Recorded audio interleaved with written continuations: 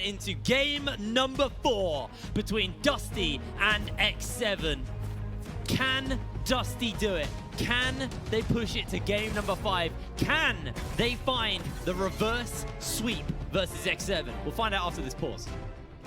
Talking about, though, teams being worthy for the NLC title, let's not forget the even bigger picture behind the NLC title, which is that EU Masters coming up, which is these two teams going straight to that main stage to represent the NLC.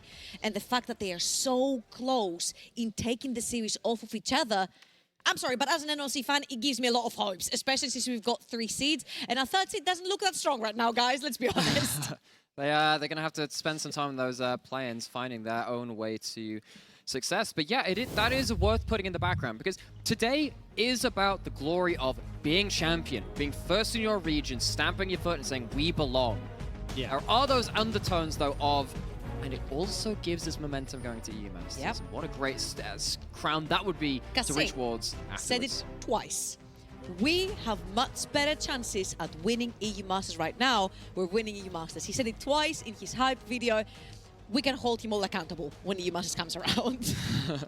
You also said that the positive thing about Stend is that he plays Nautilus. And he hasn't played a single game of Nautilus. Guess why? All finals. Why? Because it has been permabanned by X7. Yes, that is very true in fairness. But his fresh was damn clean. Real clean, actually. Stend, honestly, very impressive on that. On the Renata, a little bit different. Well, I say a little bit, very different from the fresh in that sense, but it has been permabanned all series long. Let's see if this is why it's been such a prioritized champion, but it has been prioritized by Dusty, so they recognize it as a pick that is very powerful at the moment. Okay, so doing some housekeeping on level 1s, wards on each red buff. Both of these teams are going to have information on jungle starts, but one of them's brought a sweeper to play, and Linkus didn't go for the ward into recall, so Linkus not going to get the extra ward XP, the negligible ward gold. The XP doesn't actually matter for a jungle, it matters to laners, but either way, X7 going to still be on vision either way. Now, I'm going to bring us all back to game number 1 and Chasey playing the Sejuani and how high damage all her base abilities do, especially when against squishy, such as the Fiora. So saying this, I would like to see Linkus play a little bit towards the tops of the map, because if Fiora doesn't get neutralized in the early games, he will run you down on the side lane, and you're going to have to commit multiple members to try and stop her when she's actually farmed and has her items. You can see that Chasey has so much sustaining lane, you can bully around the Sejuani. Kerberos also running the biscuits right here for a little bit more sustain. I want to see Linkus getting towards the top side of the map. Oh, Attila has been caught out, but then Voxney unfortunately spent most of his Q on the minions. And Attila gets chunked out very heavily there from the side of Dusty. So a very solid start to this laning phase for the team, which, like I said, coming out of that last game, the wind is in their sails right now. Attila that tried to go for the Captain Jack, cleanse out on the handshake very, very early on, but gets pulled back anyway to cleanse for nothing. And Dusty's bottling don't even burn the Ignite. Advantage to Dusty in the 2v2. And Link is actually taking this opportunity to go for a cheeky invade. Invade onto his own Gromp right there. Yeah, he's invading the other side now. I was just calling it early, but he's actually going for the old wraparound. Chasey doing a pretty good job here versus Curb. But can Curb bait this well enough? And this is so important, because remember, Linkus, last time he played the Xin Zhao, struggled to get on the map early. Now he's trying to impact that lane, which Trouble had already said is so flippy. Ghost popped early. Yeah, Ghost has been popped early, is going to look to try and get it, but it's so hard with the riposte. It's very easy to time the stun from Chasey. They do at least force that summoner spell out, and that gives a bit of space. Very crucially, though, Linkus' jungle that still remains to be cleared is towards the top side of the map. So if you want to choose to do that, you can maybe build up a wave to try and dive, have an Ignite onto Kerberos, or even keep the lane in a state where it's still gankable. Linkus will get that top quadrant of his jungle. He got the Scuttle Crab. He can try for a repeat. But while this is happening, Backlund is actually getting the better attempt in the 1v1. It's Ignite versus Teleport, which means that, particularly in the early levels, level 4, you actually can get kill pressure in this matchup, particularly when you get second level into your first damaging ability, and that happens for either side. But as it happens right now, Backlund has had an isolated run at the Ahri and is doing well. Kerberos drops the Ignite topside. Yeah, he does onto Chasey. Chasey levels up, so it might be a little bit harder to go for this dive, but they're still going to go nonetheless. Chasey not going to be able to pull this one off, but Linkus will be traded out in a 1-for-1 here in the top side. Curb able to deny a little bit of farm to his opponent. And that was a little bit of a miscommunication because Kerberos was already diving, using his Ignite, but Linkas wasn't really there. So by the time Linkas was there, the repost was up for Chasey, and he ends up trading a 1-for-1. And we have seen these glimpses of miscommunication from Dusty that has hindered a lot there, 2v2s and 1v1s. I'm going to give the benefit of the doubt. I think Kerberos was looking to burn the riposte under tower and then dive, but doesn't quite manage to do it. I think right there, he was looking to see if he could get maximum damage onto Chasey and force him to blink. Doesn't manage it, and then of course the redive becomes very dangerous. And he had 2 stacks onto the Fiora. You wait for the Zinza, that's another melee jump in. You can stack up your stun so quickly and burn the repost through that. I feel like, again, Kerberos a little bit over eager on this dive, but it doesn't really put Fiora behind because she cast it on a kill. She has the call. She is gonna scale to the point where she becomes a menace in the side lane, and who stops that Fiora? Because LeBlanc ain't gonna be the one. Not going to be the case at all. As actually able to kind of pressure in this lane somewhat here is then Voxney. Kasing actually getting caught out with that Graviton. He's going low. The Ignite is there. And then Voxney kind of just gets a bit of a freebie, to be honest. And that is another time that Kasing overextends in lane, and Dusty have instantly punished him. And this is how the game 3 started. Sorry, the game 2 started when the Zeri started getting kills on then Voxney. It was sort of a misstep from Kasing, punishing from Dusty, and now you already have 1 kill on Aphelios with the call ticking down as well. It's also flash gone from Kasing, and we did kind of say that the Zilean is not a laning champion. It can be abused. It wasn't him on Zilean in game 2 as well. You're right. You're right. But particularly into this game, right? We knew that the Zilean was going to be. I mean, this is good vision play, right? I actually wonder if this is communicative. Surely it was at this point. That seems to be very calculated. But then Voxney immediately popping the ghost, realizes that they have the chase stand. Next 7's bot lane getting caught again for the 2nd game in a row. Yeah, and top lane is stacking a wave as well. They might be looking for another dive onto Chasey, but this time the Ignite is not up on Kerberos. Chasey has his ultimate up and available, so I think you will need 3 members. You need Backland up there, or I don't think Chasey is going to die that easily. But the thing with Fiora is you don't necessarily just want to kill her. You want to deny a bunch of gold, a bunch of experience, a bunch of these early items that will get her to snowball real quickly. You'll see the Viking is hovering towards the top side of the map, making sure his top laner stays alive.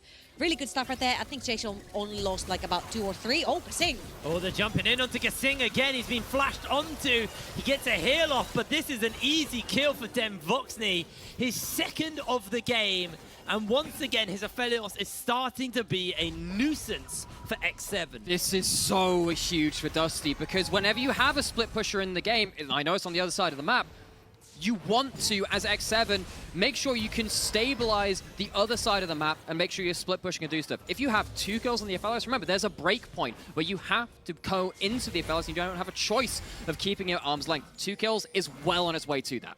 And we just need to mention here as well that when we saw that Aphelios versus Zeri matchup in game number 3, it was the Aphelios that was coming up on top with the right guns. You outrange the Zeri, you can teamfight better, you've got the right tools. And unfortunately here, if Attila falls behind again, then Vox is just going to take over the game. Well, we're 7 minutes in right now. Dusty have got themselves a marginal gold lead. Only 500, but with the fact that they've won that previous game, with the fact they've shown us that now they are a team capable of challenging their opponents in X7. We'll see whether or not they can make this go all the way to game number 5 as Stend does end up taking a little bit of damage, and X7 were first to pick up the first dragon, and now they're actually going to turn their attention towards his Herald, but Curb is coming down. Dusty, they're looking at a challenge. And they're both supports, level 5, and bot lane is not even there yet. It's a 4 versus 4. Oh, that's a monkey spin. Curb has been caught. Curb is going down. Stend's not level 6, but Backlund jumps into the back. Temp's able to dodge away most of this ability. Oh, Lenkus with the flash into the wind becomes lightning. Able to find a 2nd kill for his team. Oh, wait, Attila died in a 1v1. I was like, oh, I'm seeing kill notifications pop up. I'm looking down at X7, and Attila has just been popped. Didn't Voxney just 1v1 Attila because they were the only 2 members that were coming up the river? And I think there must have been a chase from the river all the way to the mid lane. Then Voxney on this champion to be feared. Now, I was actually wondering whether Attila was waiting for Den Voxney, but it turns out, I mean, look, he knows that he's around the area, but, I mean, he's going into the... He's got the guns. I mean, nature has a way of telling you things are dangerous by colors. Aphelios Red and does white that in and League of good Legends. night. Red and white means do not touch this, even with a 10-foot barge pole, and Attila didn't quite get the message and gets taken down. Man, absolutely terrifying damage coming out from Demvoxy. He hasn't got an item yet as well. He's just fed. Ace To be damages, fair, baby. This is very uncharacteristic from Attila as well, because he has been so good and calculated in the early and mid stages. He knows exactly how much damage his champion does. He knows the skirmishes that he can take. So very uncharacteristic for him there to overextend and die on a 1 versus 1. And honestly, he must have then Voxney on his sides right now. It's like, you solo killed me, I'm looking for that one back. You know this is happening. That was personal. And this would mean a lot to Demvoxy, I'd imagine, as well. You know, last year, Summer, need we remind you all, was in the finals there. Won the finals in a reverse sweep. It's on its way there. Just keep that in the back of your mind. I'm going to throw you really far back. Oh, yeah? Back to when I was doing the UK scene when I first started. Oh, we're going back 10 years. Nice. We're 7. We're actually going back quite a long way. Back to when Kerberos, when I first got to cast him at a finals, he got reverse swept by XL. Orcs was on that roster, so that's how long ago it was. That if he beats Orcs out did, X7 in a reverse sweep, that'll just be the miracle of miracles. He hasn't won a championship title ever. Orcs was in Excel and Kasink has played in Excel. Wow, Ooh, mind-blowing tempt. Ooh, tempt indeed. The tempt is going to be A-OK. Has still got 2 charges on that Spirit Rush as he had to use 1 to dodge away from that Wind Becomes Lightning. And then Voxney hasn't quite got the I'll just blow up everything guns, but he is going to be able to push the wave in fairly confidently. And Chasey has been ignited. The Winter's Wrath from Kerberos will secure him a kill and a bunch of plates as well. Hold on. What is going on? What happened to win lane win game? What happened to this X7 roster? They're not winning lane, mate. Which we knew was so strong individually. These are uncharacteristic mistakes, and Dusty are, credit to them, making them forced errors, but they're errors all the same. I think this is a massive, massive homage to Dusty's mental fortitude. Hugely. How did they not break after those first 2 games? They have come back amazingly in that middle game and into game number 4, sorry. They are looking again to take this all the way. Let's say it how it was. Dusty did not show up to play the game. Game 1 and game 2, there are willingness to engage, to touch skirmishes, to fist fights. Kerberos on that Darius is a reset switch that when he clicks, it clicks, and it doesn't matter what champion he plays after that.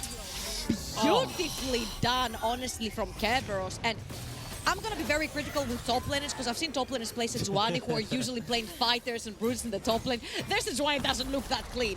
This one looked insanely good. That was really good because, again, in this match, well, in any Fiora matchup, if you have kill pressure on them, you're looking to force riposte with something which isn't too valuable to you. That's the big thing you're doing. You're saying, look, if you force riposte, you're forced off a wave or whatever. This time, Chasey walks up and just greets a little bit for the farm. And Attila, well, we saw Temp getting caught shopping one time. Yeah, he is absolutely done. Stend with the final auto attack.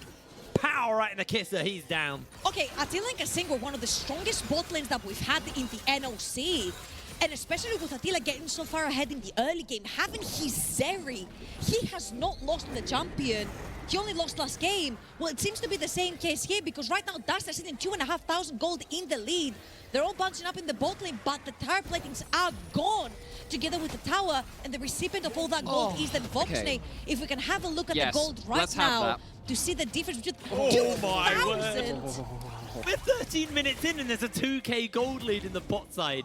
Then Voxney is going to be, once again, a monster. You get your first item at about 12 to 14 minutes, depending on how much gold you're getting. And he's got his first item. And he's got his first item, right? So this is, you better get it at 30 minutes. It's at 30 minutes. But when you have an extra 2,000 gold over your opponent, you're not only at your first item, you're almost another item ahead of your opposing carry. That is...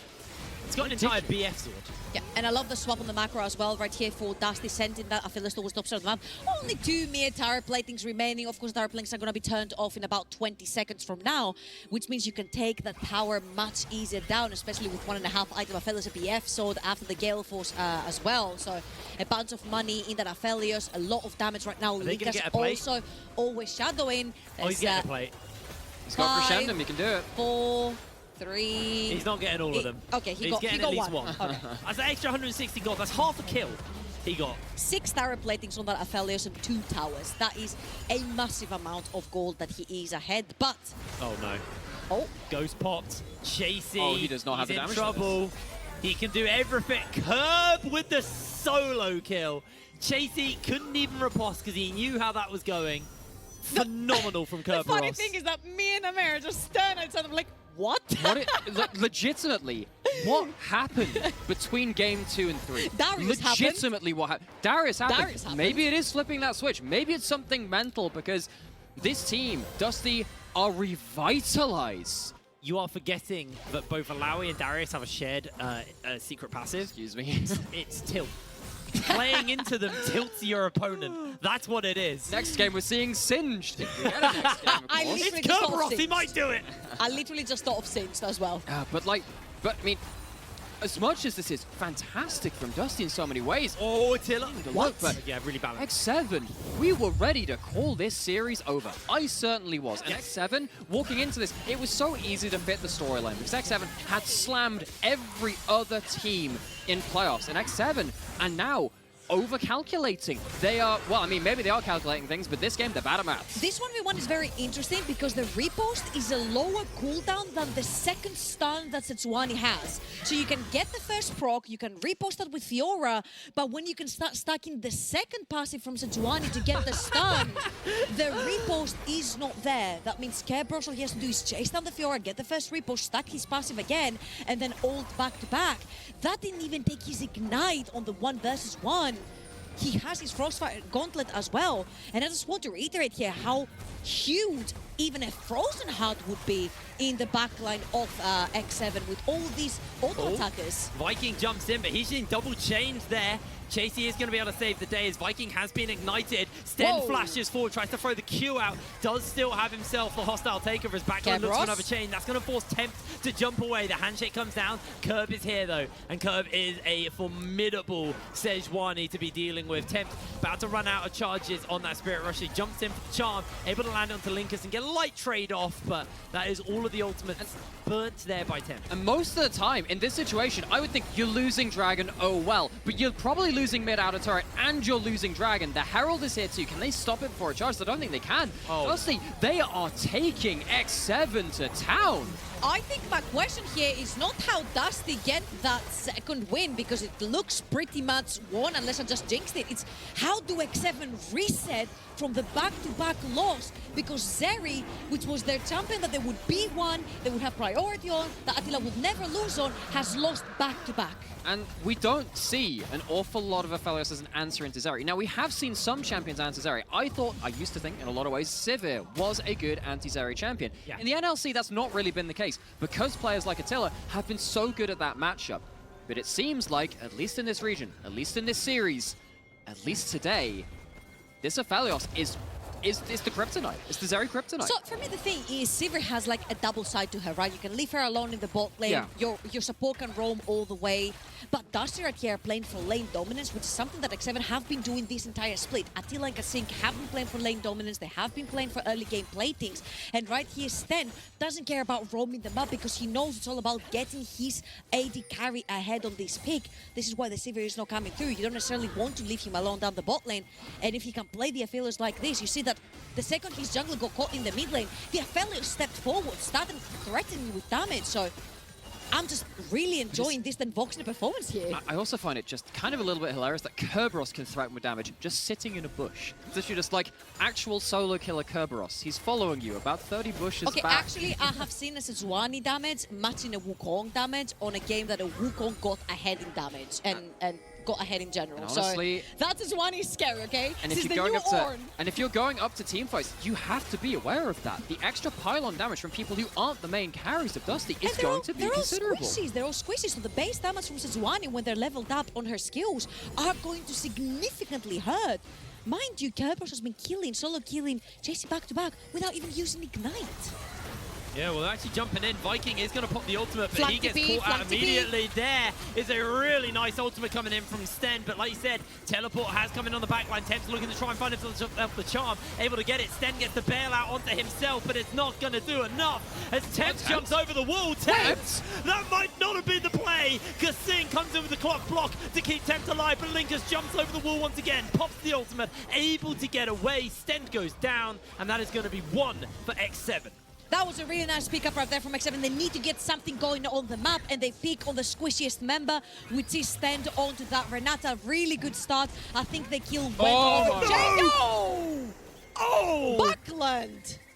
Bye-bye, Attila. 0-3 in game number 4. And that is kind of what I was about to say about the outro of that fight. You get a kill. Awesome. You burn some summoners, you burn some ultimates. Great. You know that X7 are probably not going to be losing a fight in the next couple of moments, but you don't get to push out. You're still in your own side of the map. You're still in your own jungle. And Dusty, Backland, picking up huge amounts of slack. I'm going to say this again. This is so freaking uncharacteristic of Attila, and I'm going to hold my words here. Oh no, that actually might be a little bit dangerous for Linkus, but he's able to survive for now. Curb jumps in, then Voxy is in range, throws down the cube, but can't quite hit it. And now actually Viking's going to look for Chase for a little bit more. The clone going to buy a bit of space for him, and he's going to be able to get away from that one. Got heated there in the jungle. So, just to go back to my point, this is how... Never mind replay, let's go! Well, I mean, this is, whenever you go into one of these side lane inner towers against X7, it feels like they just have like the, haha, we have our trap card now. Now, this isn't going to be like a game-ending play, but we saw it versus Astralis, saw it even a couple of times in our previous games. Oh my Not gosh. again. Actual solo killer Not Kerberos at it again. No, he's being chased. He Surely puts not. down everything. He still holds the riposte a little longer, but you can't riposte auto attacks because Den Voxney is sliding in. Another kill. 4 to Den Voxney. The Danish powerhouse in these finals. What does X7 get on the other side of the map? They do have Linkus on their sides, but Linkus is a Zinzal, very tanky with gold drink and double HP items in the inventory. Flash and ult. You do not dive this. I'm going to try to make my point for a third time. Go for this it. is how uncharacteristic Now it is from Attila. To be 0-3 after laning phase. Look at the damage per minute this guy, look at the numbers he's been putting out. He's always up in CS as well. He averages 10.8 on the Zeri. And these stats are particularly on the champion that he is losing. He lost the previous game, game 3, and now he's losing game 4 on as well. This is what I'm saying. What does X7 do to reset if they lose this game? Because the champion that was working so well for them is just not it. And imagine saying that after the first 2 games. Imagine saying that X7, how do you reset after a game 4 loss, after the crushing first 2? But on your champions as well, on your terms. Champions. And we were talking about it being, you know, comfort versus comfort in a lot of cases. And in this game now, Dusty are with a huge Dusty advantage. seem more comfortable, apparently. Definitely do. And you see them starting to flex their muscles, looking for something, looking for anything. See if that Sejuani gets pulled. Of course, that's really important to try and lock up the front line. Look to see how the clone is used in particular for Viking. That can be a bit of disengage. Ooh. Chasey able to slide away there from what could have been a little bit scary for them. Charm does land onto Linkus.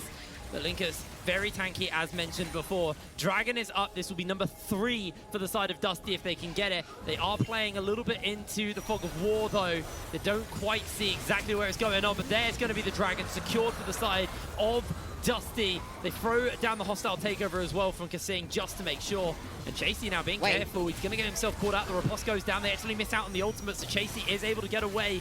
Clock comes down, not going to get the bomb off, and looks like should just be the end of that fight there. And you don't have to fight. You got the objective you came in for. You don't have Renata ult, you don't have Sejuani ult. These are your 2 big engage / disengage ults. And X7 might find this as an opportunity to maybe pick up a kill. Yeah, they are just going to catch onto Viking's clone, but they do catch out onto Viking. Viking has to flash away from the Moonlight Vigil. Then Voxney would have got a lot of chakrams there. That could have been very scary for them. Temp looks for backline. The flash comes out. He dodges away on the charm just about. Backline actually chases into Attila's face there just to get a little bit of poke and prod off. Even in this game where you're now against Infernal Soul Point, when you're getting choked out of vision and you're struggling to make that damage stick, Tempt is actually playing fairly well on the Ahri. In that fight there, you can see actually forcing Backland's flash just by cooldown counting, realizing that he can just play heads up and say, okay, these are the cooldowns that are available, this is what we can go for. Tempt is actually still fairly threatening. Watch out for him. I want to talk a little bit about the top lane as well, because Curb, we had him on the Camille. He looked so rough on those Camilles, 2 games, and I went, stop playing Camille. I'm going to say a thing about Chasey now, because he's played 2 games on Fiora. Stop playing the Fiora, Chasey. You need to play something a little bit different. The difference here is, though, that Fiora is Chasey's champion that he dominated the Excel series with, for example. And right here, I always like to keep an eye on itemization when it comes to the tanks and what they share, whether they go thumbnail, frozen, yada yada. I love the fact that Kerberos went for that Warmogs. Warmogs, thank you very much. As a second item, because it allows him to get poke from all this poke that X7 has, and then get back into fog of war, reset his HP bar, and then be that frontal again. Dusty, are they baiting a fight right here because they have the tools to start it? Oh, Attila eats a Q, just gets a little bit of damage. They decide actually to back off right now. Then Voxing has the inside track on mid, though. Yeah. So he's going to catch the wave, shove it in. Attila gets a lot of damage off there onto Stend with that W. This tower should pretty much go down to Den Voxney. On the other side of the map, Chasey is going to split push on the Fiora, but he needs to reset, as you can see on his screen, because Curb was rotating down. It was too risky for him to stay, but Dusty, they don't need to worry about him now. They can turn their attention towards this Baron once again. Yeah, okay, catching the casing. Oh, this could be a dead Shane's land, he froze. Oh, it's too early, pings back. I think he was a little bit afraid of someone else being around the corner. What happens if you need Everfrost into a charm from Thames? You don't want to throw away your life. You get the Zillion off for free, that's fine. You get the Zillion off the map, that's also fine. But while this is happening, X7 at least managed to get some side lane plays. They don't have objective bounties anymore. That's not going to be claimed at that point, but they do manage to open up the map a little more, and maybe, and it's a hard ask, maybe they can get the Fiora into the game through the wider map now. And you can see the 2 champions in the mid lane, right, who usually like to play pretty much the exact same game. They're a very similar type of champion, correct me if I'm wrong, because you know a lot about Ari. But you see the difference in itemization here. One is going for Everfrost into, I'm trying to get so much pen as possible to try and break through these 2 mid walls in front of the Aphelios, whilst the other one is like, I will blow up your front line. I'm not going to lie, this actually might be one of the Leandri Zari games that you needed to do. The Everfrost is pretty okay for trading through the wave against something like a LeBlanc, because normally you can't trade through a wave against a LeBlanc. But yeah, if we're going to talk about itemization, Tempter's going to struggle to kill the backline, whereas on the other side, you have Hat, you have Staff, you have... You're a wizard! A traditional wizard, staff and hat. You're a wizard, Buckland. You're leaving this mortal coil, Attila, as like the QR combo comes down. But that's legitimately what you've got. Tempt, and this has happened a couple of times with Tempt where he's had to play from behind, as the Ahri actually. You have to be very, very good at finding your targets, and doing that through a front line like this is just very difficult. He is on the side lane though, he's shadowing the Fiora. What can he do here? Oh, Curb able to dodge away on that Everfrost there. The slow will not go down thanks to Sejuani passive. We got 44 seconds until Infernal Soul comes up, so we need to watch the setup into this. But I really like the setup right there from X7. Tried to get a pick possibly on the side lane, which is the bot side of the map, to try and potentially create flanks for that next Dragonfly, because it's going to be an Infernal. There's 2 already in the pocket of Dusty, so the Soul is going to hurt so much. Ooh, all that Curb. Extra damage on LeBlanc with Infernal Soul. Curb. What happened to the solo kills? He has a Warmogs though, so he should be okay. His backline's found Chasey. Chasey riposts. He riposts everything. He's able to survive. Sten now jumping in. Denvoxy untouched for the moment. They're trying to find an opportunity. His Tempt can't quite find the charm. Sten Voxney is going to be a-okay. Curb healing back up from that Warmogs. Chasey, on the other hand, not got quite that level of sustain. Does have himself a Hydra. Ultimate check. No top lane, no jungle for the side of Dusty. How do you engage? Kerberos doesn't have ultimate on that Sejuani. All he can do is just soak up damage. It's all up to the Voxney and Buckland to find the damage needed. Okay, let's see if that Warmogs can come off. That's the hostile takeover. Not going to quite hit onto anyone. Gets the double jump off. Vikings clone takes most of the damage though. They find themselves a kill to Sten. A beautiful pick up there by Chasey. Dragon is secured for the side of Dusty. They have the soul. Backland has 2 kills, and Attila is trying to find a pop-off moment, but he can't do so. Lincoln slides in. Attila going to be able to survive it just a while longer. The W comes down. Curb is low HP, but Den Voxney full health and untouchable to the side of X7. I think that Vox is one of the best positioning Aphelios we have seen in the league right now. The way that he will put his body in the front when he has the red and the white gun, knowing the limits of his champion, covering for his teammates. You saw it right there. They were chasing after the fight. He was putting his body forward, having that much HP. And of course, I mentioned the red and the white. They're going to burn down the Baron too. That's going to be it. Presumably, that's going to go down without a fight, but look at how much Attila does on the other side of this. Attila is actually getting scary again. Need I point out the clock? It is past that 26 minutes. It's not 3 items. Attila hasn't been in this game for the grand majority of it, but you can't write X7 off when it comes to those team fights. But yeah, really got to call out Denvox again. Honestly, these AD carries are becoming honestly, I thought he was not going to flash out of this pit and just mow everyone down with the red and the white gun. I think obviously better safe than sorry right there. You got the objective you came in for, flashes out the pit, but the fact that again, he throws his HP bar at the front of the fight to bail out teammates, to catch these last picks, has been so instrumental in both of these Dusty games that we're seeing him on the Aphelios. And as we see the team cameras, it tells a very different story from the first few games. They were so close. X7 was so ecstatic. They were so happy watching them. You go over to the Dusty cam and they looked miserable. Now Dusty, they're clapping, they're having fun. X7, we look over to them and we see the frustration in the green room for the side of X7. Now, with that, Infernal Soul taken by Dusty.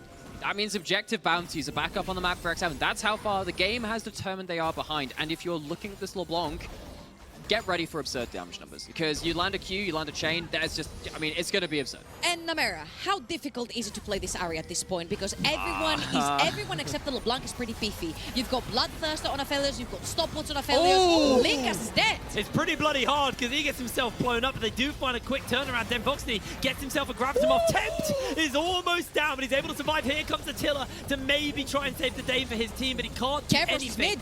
Kerberos, like you said, in the mid lane. Denvoxney, 2 Baroned up cannon minions behind him, and Attila has to somehow deal with Kerb on the siege as everybody else is trying to deal with Denvoxney topside. The tower goes down. Look at the damage onto Chasey from backline, and Chasey just jumps into the waiting jaws of Kerberos as they snap shut.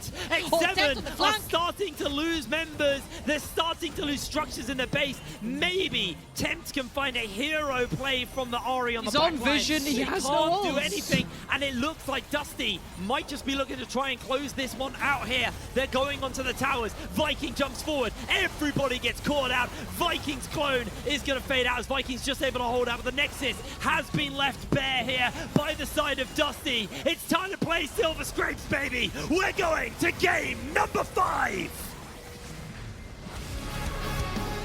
What a performance.